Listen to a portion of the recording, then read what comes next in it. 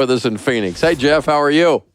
I'm well, Dave. Thank you for your time today, sir. Sure. How can I help?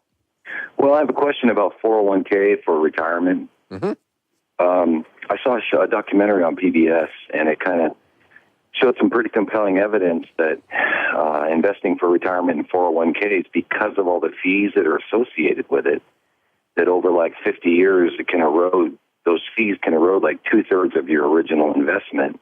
And they strongly advised the advantages of being in something called a market index fund versus mutual fund. Okay. A market an index is anything that models, an index fund is anything that models one of the particular indexes.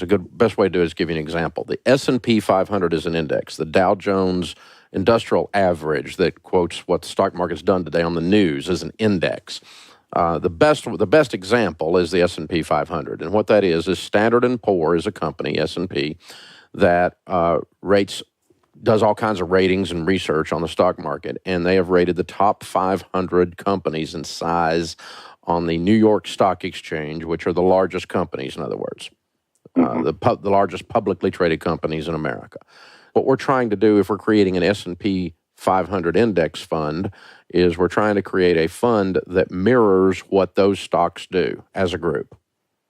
It may or may not hold all 500 of them, but they're doing their very, very best to do exactly what that index does with that mutual fund. Not any better, not any worse. As a matter of fact, it's considered the baseline when you measure against it to see if another type of mutual fund is outperforming the market. You see what I'm saying? That's considered the 1.0 on a beta, meaning it's the baseline.